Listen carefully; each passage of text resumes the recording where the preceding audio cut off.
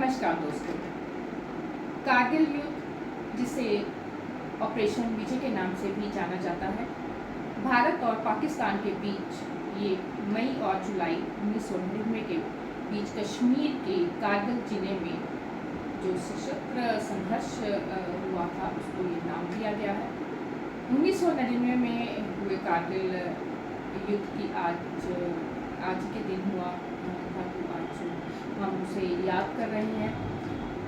शहीदों को श्रद्धांजलि हम उन्हें अर्पित करते हैं। और इस युद्ध में भारतीय वीर जवानों ने पाकिस्तान सेना के कब्जे से कारगिल की ऊंची चोटियों को आज़ाद करवाया था। इस जंग में जो है जवानों ने बलिदान देकर कारगिल युद्ध में अपने देश का, भारत का तिरंगा फहराया था। कांग्रेस अध्यक्ष सोनिया गांधी जी थी उस वक्त, तो उन्होंने उस समय जो है वो राष्ट्रीय स्तर पर रक्तदान और चंदा जुटाने के अभियान की शुरुआत की थी। लक्ष्य बॉर्डर पर भारतीय सेना के वीर जवानों को मजबूत करना उनका यही लक्ष्य था। भारतीय सेना के साथ हमेशा से भारत का हर एक नागरिक मजबूती के साथ खड़ा है। वह चाहे सीमा पर जाकर लड़ नहीं सकता, पर बाकी कामों के जरिए उन्हें मजबूत बनाने का वह काम करता आया है और करता ही रहेगा। कारगिल युद्ध स्मारक जो है वो 434 किलोमीटर लंबे श्रीनगर लेह राष्ट्रीय मार्ग, जो राजमार्ग पर है, कारगिल में टाइगर हिल के पार जो शहर के केंद्र से लगभग 5 किलोमीटर दूर स्थित है। पिछले साल राहुल गांधी खुद जाकर शहीदों को वहां श्रद्धांजलि देकर आए थे। उस समय जब पिछले साल राहुल ने कहा था कि कारगिल जो है वो सिर्फ एक जगह नहीं है, यह वीरता की गाथा है, वह भूमि है यह जहां हमारे कई सैनिक जो हैं उन्होंने सेवा की। यह उनकी बहादुरी और बलिदान से गूंजती हुई जगह है।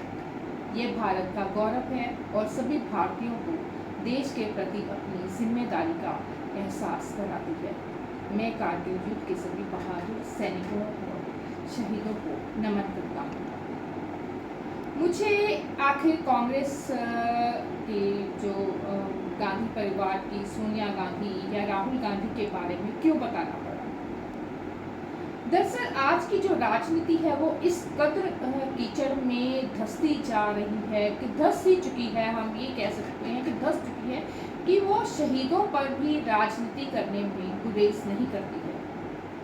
मोदी सरकार के खास लोग जो कुछ तो राजनीति में भी उनके साथ हैं, उनके साथ मासूम लोग मैं उनको कहती हूँ, जिन्हें आप लोग भक्त बोलते हैं, लेकिन मैं उन्हें मासूम लोग कहती हूँ कि उनकी जैसे कि आंखों पर पट्टी ही डाल दी हुई है, उनका खुद का दिमाग काम नहीं कर पाता, तो इसलिए मैं उनको मासूम लोग कहती हूँ। तो वो जो है आज सुबह से मैं देख रही थी सोशल मीडिया पर कि वो लगे हुए हैं कि कांग्रेस की तरफ से या गांधी परिवार की तरफ से कभी कारगिल में जो शहीद हुए हैं सैनिक या जिन्होंने ये लड़ाई लड़ी थी, उनके बारे में कभी कुछ नहीं कहा, शहीदों को श्रद्धांजलि नहीं दी। तब भी जब ये युद्ध चल रहा था तब भी कोई बात नहीं की। तो ये इसलिए बता रही हूँ, तब वो मार्केटिंग का ज़माना तो जो है ये मोदी जी लेकर आए हैं। उस वक्त जो है सोनिया गांधी खुद रक्त जो है वो दान कर रही थी। उनकी कई तस्वीरें भी जो हैं आज कांग्रेस की तरफ से इसीलिए डाली गई हैं। ये बताना कई बार बहुत ज़रूरी हो जाता है कि जब आप विपक्ष में है, चाहे इस वक्त आप सत्ता में होते हुए राजनीति पर इस हिसाब से आप गंदी राजनीति कर रहे हैं, चाहे इस वक्त कांग्रेस जो है विपक्ष में है, उसने कभी मार्केटिंग नहीं की, पर जो काम करने वाले थे शायद उसने वही किए। रक्तदान की उस वक्त ज़रूरत थी, हमारे सैनिक जब हॉस्पिटल में थे, उनके इलाज के लिए पैसे की ज़रूरत रही होगी, इसलिए उन्होंने चंदा भी जो है वो इकट्ठा करना शुरू किया था। तो यहाँ ऐसा लगता है कि आज के जो युवा हैं उनको शायद इन सब बातों का पता ना चले। उन्हें भी जब कोई ये जो मौजूदा सरकार है, मोदी सरकार की पिछले 10 सालों में है, इसमें जो है पीढ़ी जो है 2 पीढ़ियाँ तकरीबन आप मान सकते हो कि वो चेंज हो जाती हैं। जो 18 साल के बच्चे होते हैं उस हिसाब से आप देख लें कि वो 10 साल का जब तब पहले जब ये सत्ता में आई थी तब वो 18 का होगा तो 28 का हो चुका है। तो वो उसी हिसाब से सोचना शुरू कर देता है कि शायद कांग्रेस ने कभी कुछ किया ही नहीं है। तो यहाँ मैं कांग्रेस के आपको काम बताने के लिए नहीं, वैसे तो मैं आई हूँ क्योंकि कोई भी सरकार होती है जब वो बनती है तो वो काम करती है, पर आप जब सत्ता में आए तो दूसरी सरकार को यही कोसते रहें कि उसने कभी कुछ किया ही नहीं, बल्कि आप उन्हीं स्कूलों में पढ़कर बड़े हुए हैं जो कांग्रेस ने बनाए थे, उन्हीं अस्पतालों में आप जाते रहे हैं जो कांग्रेस के द्वारा बनाए गए थे। शिक्षा, चिकित्सा, रोजगार, बल्कि आपके जो माता पिता होंगे वो पूरा नौकरी करके रिटायर हुए हैं तो वो कांग्रेस के द्वारा ही दी गई थी, बल्कि अब तो जो है वो नौकरियां है ही नहीं। तो यहाँ पर बात जो है इस पर नहीं है तो मैं सैनिकों पर ही करूँगी। तो जैसे कि मोदी जी जब 2014 में सत्ता में आए थे तो वो आतंकवाद पर वार का नारा देकर ही आए थे। अच्छे दिन का जो नारा था वो 2019 में था, उससे पहले इन्होंने आतंकवाद का भी नारा दिया था। तब से आज तक अगर हम 2023 तक, उसके बाद का तो अभी डाटा मैंने पूरी तरह से निकाला नहीं है, तो 3000 से अधिक जो है आतंकी घटनाएं हुई हैं। 700 से जो 728 सैनिक हैं वो शहीद हुए हैं, बल्कि अभी तक वो और ज़्यादा शहीद मतलब उनकी गिनती हो चुकी होगी। और मोदी जी ने जो है वो आतंकवाद पर जैसे वो आए थे इसका कहते हुए तब भी, बल्कि उनमें ज़्यादा जो है वो आतंकी हमले हुए हैं। और मोदी जी ने जो है राज्यसभा में राष्ट्रपति के अभिभाषण पर धन्यवाद प्रस्ताव का जब जवाब देते हुए कहा था कि कांग्रेस जो है वो उसने आतंकवाद और अलगवाद को अपने हित में पनपने दिया था। कांग्रेस ने जो है देश की बहुत बड़ी ज़मीन दुश्मनों के हवाले कर दी थी। तो यहाँ वो आदमी बात कर रहा है, वो शख्स, वो प्रधानमंत्री जिनके कार्यकाल में चीन जो है भारत की जगह पर कितना वो आगे आ चुका है, जो हमारी जगह है वहाँ पर वो काबिज हो चुका है। कितने शहर जो गांव है उसने अपने अंडर ले लिए हैं, जिस पर ये सरकार अपना मुंह तक नहीं खोलती है, बल्कि सभी इस पर बात कर रहे हैं। आप लद्दाख में देखिए, वहाँ पर भी आंदोलन चल रहा है, सिर्फ इसीलिए चल रहा है क्योंकि वहाँ पर जो चीन की सेना है वो लगातार भारत की ओर आगे से आगे जो है वो बढ़ती जा रही है।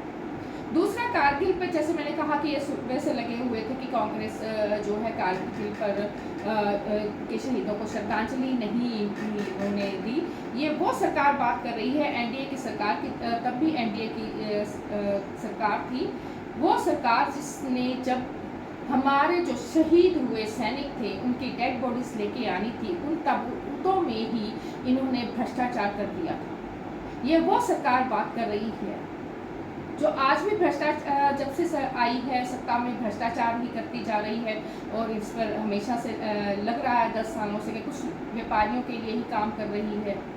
और सेना में भी इसने कुछ इतने फेरबदल करती जा रही है कि जिस पर सभी विपक्ष भी बोल रहा है, सैनिक भी बोल रहे हैं कि ऐसा नहीं होना चाहिए था, तो ये वैसी बातें कर रहे हैं। आज भी जो है मोदी जी ने जो है अपने भाषण में अपनी वीर की बात की है, तो आज फिर खड़गे जी ने वही बात की है कि ये जो है बहुत गलत राजनीति जो है ये मोदी जी जो है सैनिकों पर कर रहे हैं, जो कि करनी नहीं चाहिए। तो यहाँ पर मैं आज इस बात को छोड़ते हुए क्योंकि इसको मैं छोड़ देती हूँ, मैं पुलवामा की बात ज़रूर करना चाहूँगी क्योंकि ये भी एक बहुत ज़रूरी है बात करना। इस आज तक क्योंकि जांच में कहीं आपने कुछ सुना नहीं होगा कि पुलवामा में क्या हुआ तो कैसे है। जबकि मोदी जी के लिए मैं बता दूं कि दूसरे कार्यकाल की जब शुरुआत के समय ही जो है पुलवामा में आतंकी हमला हुआ था, उसकी जांच के बारे में जैसे मैंने बोला है कि अभी तक कुछ पता ही नहीं चला, बल्कि जो है कि मोदी सरकार खुद ही संदेह के घेरे में घिरी हुई है। फ्रंटलाइन द्वारा 1 साल तक की गई जांच में चुकाने वाले कई ऐसे तथ्य निष्कर्ष उन्होंने जो सामने दिया है वो बहुत ही आपको हैरान कर देने वाले हैं। इसमें उन्होंने कहा कि इस हमले में जो है केंद्रीय रिजर्व पुलिस बल जो सीआरपीएफ थे, उसमें 40 जवान शहीद हुए थे। तो फ्रंट लाइन की जांच से पता चलता है कि जब 14 फरवरी 2019 को पुलवामा में हुए आतंकवादी हमले की चेतावनी जो है वो 11 खुफिया सूचनाएं, जो खुफिया इनकी एजेंसीज रहती हैं, उन्होंने दी थी, और केंद्र सरकार ने जो 11 खुफिया सूचनाओं को नज़रअंदाज कर दिया था।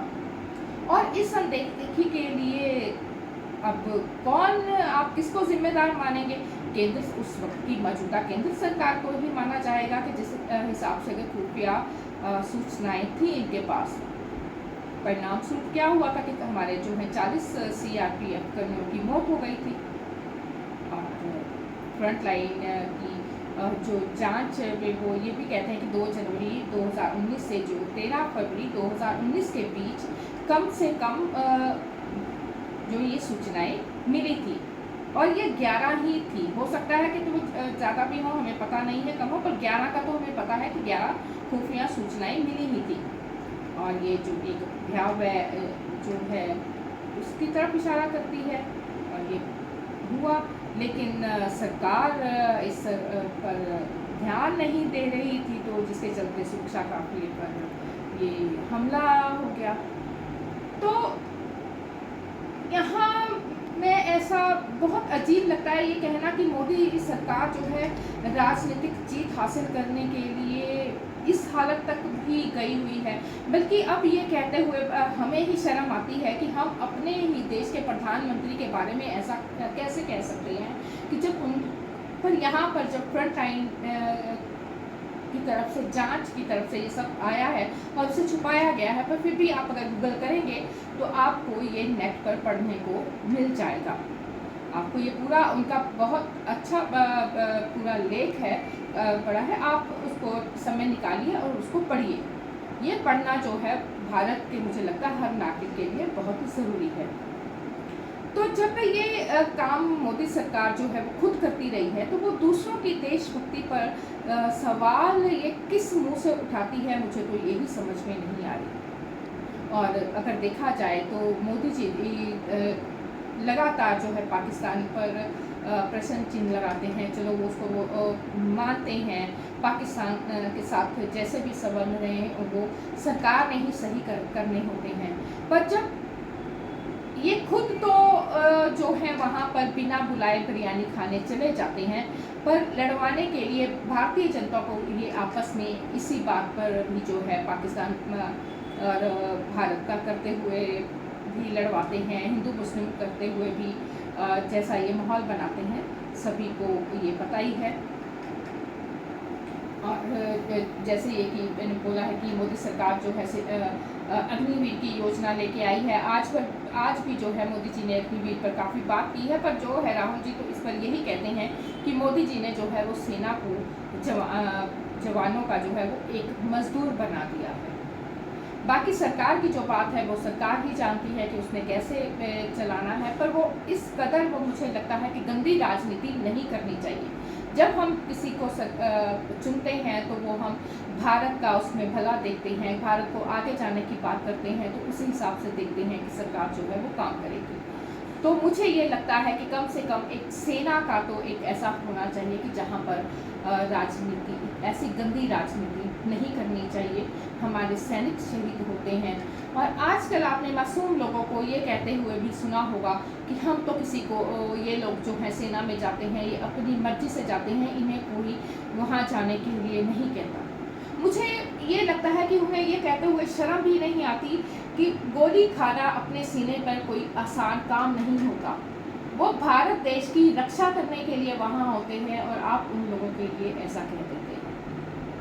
तो ऐसा नहीं होना चाहिए। देश के सैनिकों पर राजनीति नहीं होनी चाहिए। आज तक जितने भी शहीद हुए हैं उन सभी सैनिकों को श्रद्धांजलि अर्पित करती हूँ, नमन है। हमारा देश खुश रहे, खुशहाल रहे, इन्हीं सैनिकों के कारण रहता है। बाकी हम पढ़ेंगे तो हमें कुछ समझ आएगी कि हमारा देश किधर जा रहा है, कौन किधर लेके जा रहा है। तो इसलिए पढ़ाई भी बहुत ज़रूरी है। आप पढ़ते रहिए। बहुत ज़रूरी है। सैनिकों का आदर कीजिए, इज्जत कीजिए। शुक्रिया, नमस्कार।